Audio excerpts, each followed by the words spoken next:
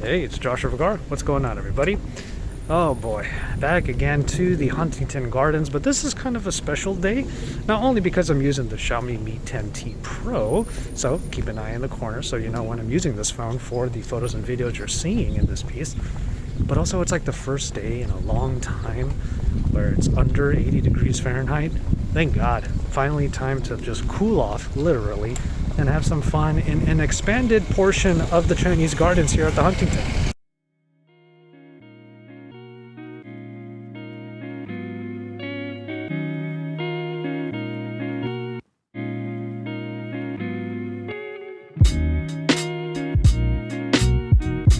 That's right, I am still here to bring you my real-world camera test on this right here, the Xiaomi Mi 10T Pro. It's always a good time when Xiaomi brings out another flagship device, but this is going to be the T variant. Now, because I already did a more traditional review for this phone over at Pocketnow, I'm going to go ahead and just focus mostly on the real-world camera test as my final video for this phone. If you want to hear all about all of my different thoughts about the details about this device, including the specifications and the daily experience, you can see my Pocketnow review in links that are appearing above and are available below. That said, I will front load this video with a couple of my perspectives from that review. Mainly the fact that Xiaomi has figured out what parts of their Mi 10 Pro to carry over, what parts to enhance, and thus they were able to create a new flagship that is actually a lot cheaper than their original Mi 10 Pro release. The specifications are still super high-end. You get the Snapdragon 865 on here, and then it's all about the screen as the other marquee feature. This is a 144Hz IPS display. Alright, so like I said in the review, the IPS display, an LCD display rather, might not be the one thing that you want to hear from a flagship device, but honestly, it's a wonderful LCD. It has really good colors. It might not have the deepest blacks that you expect from, let's say, an OLED or an AMOLED display, but overall, it's been a very enjoyable experience. My only qualm with the 144Hz refresh rate is that it's not something that you can really use or see as often as we would like, but that's not necessarily Xiaomi's fault. One thing that you do sacrifice from the Mi 10 Pro is wireless charging. You only get 33 watt wire charging on here, and what's funny is that in my original review for Pocketnow, I actually got the spec sheets for the T variant and the original Mi 10 Pro mixed up, so I actually said the charging stats for the Mi 10 Pro for the T model. So if you did watch my review and you heard that, I apologize for that mishap. But overall, things like the new camera sensor and the 144Hz refresh rate screen might not seem like the greatest updates to a phone that was already super high-end, but then again, the majority of the spec sheet remains the same. And when you think about it, the price is what makes the T variant very enticing because it is almost like 40% less than the original Mi 10 Pro. Of course, you're going to sacrifice a couple of things like I just mentioned, including a telephoto lens, but maybe if you have been looking for Xiaomi to go back to the more affordable price ranges, especially relative to the original Pro, well, here you go. So why don't we go ahead and get into the Huntington Gardens. I'm just going to go through a bunch of photos and give a few perspectives actually using the Mi 10T Pro to film those quick A-roll shots to give you perspectives on the different modes and the different use cases for this particular camera.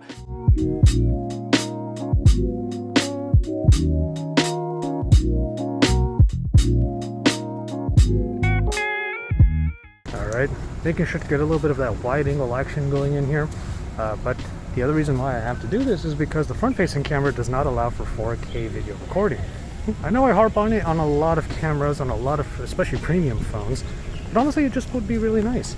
At least you can get the wide angle on here because it's one of the secondary lenses, and I think it's 13 or 18 megapixel, 13 megapixel ultra wide allows you to do something like this. Still pretty nice. So probably you're going to end up using the main sensor, that 108 megapixel sensor for most of your applications on here.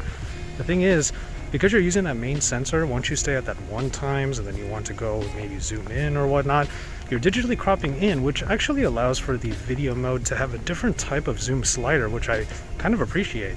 It's the kind where you hit that slider and it will slowly zoom in a lot like a camcorder rather than just jumping to any of the 2x or 2x plus values for zoom. Kind of nice.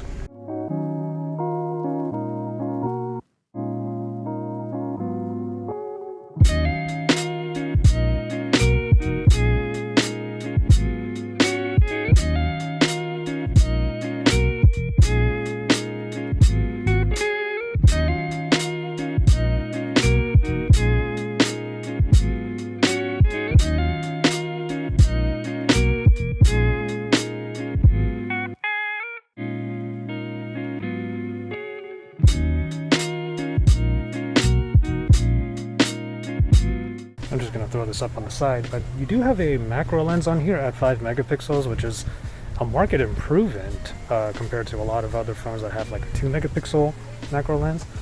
But it's really nice because it'll provide better results, and in this phone you can actually do macro video. So as you can see over on the side, I guess this is what a bee sees when it comes up to these flowers to pollinate. Okay, cool. Macro video, take for it what you will. Alright, so there's a lot of stuff that you can do to get stylized photos and videos in here, but I do have to shout out one thing that's not necessarily new on the Mi 10T Pro. It's the movie frame.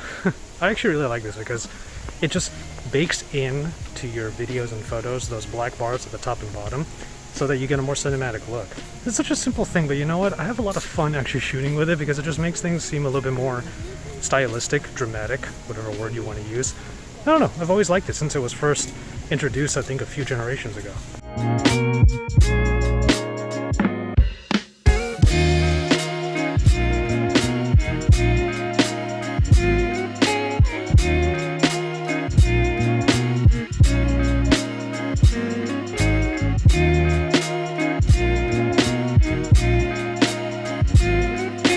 Here's something you can do.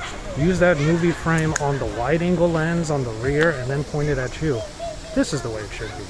Be better if we get some 4K on the front, wide angle on the front. Those are all things that I feel like, especially creators, but I think everyone would really appreciate from time to time. I mean, the Chinese gardens you've seen a lot in my content on this channel because I come to the Huntington Gardens a lot. Thing is, I just realized with the Xiaomi Mi 10T Pro, new release from Xiaomi, any other year, I would actually be in China getting these same types of photos and videos during their launch event. God, I miss traveling.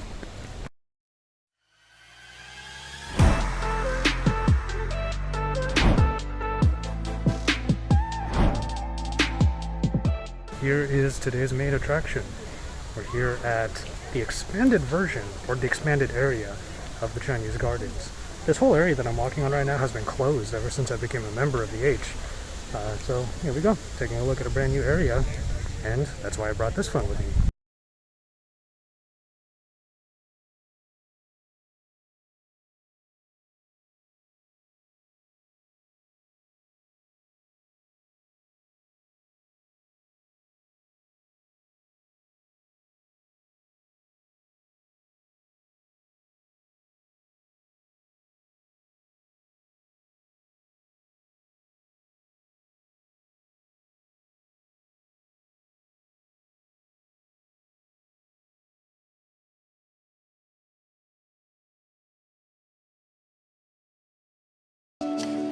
Checking out another mode called front and back.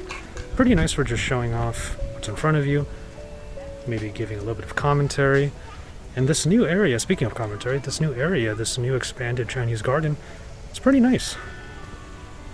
Very serene, fairly quiet, obviously beautiful and lush. Also a lot of bonsai trees like you can see right there.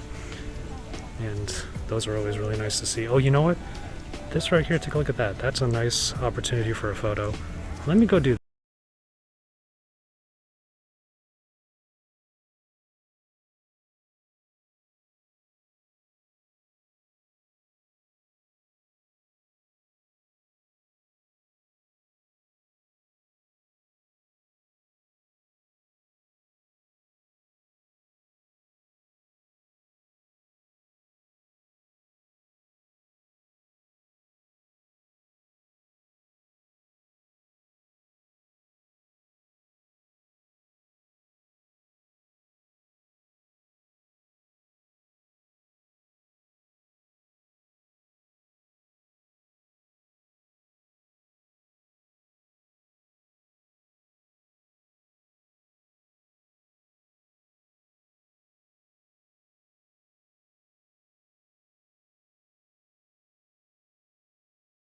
My experience basically came down to this. It shows me that Xiaomi knows exactly what bits and pieces to put into the camera toolkit. As far as hardware is concerned, you might not be getting the super far zooms or anything like that, but by having a 108 megapixel sensor, they can do digital zooms without too much loss in quality.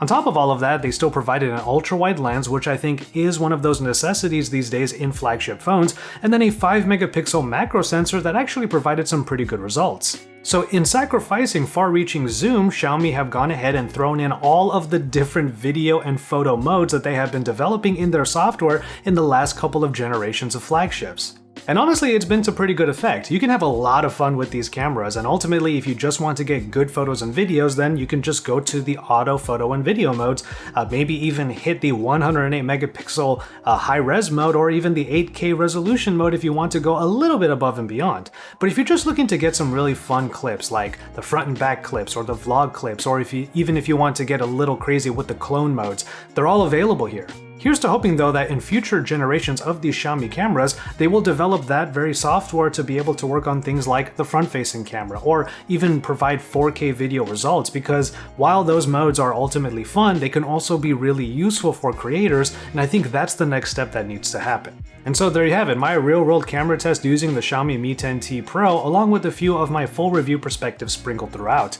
It's a wonderful value for a lot of the essential toolkit sets that you might want to have in your everyday device. You get a big battery, a wonderful screen, even if it is an LCD panel, and a camera package that brings plenty to the table so you don't feel like you're really missing out on too much.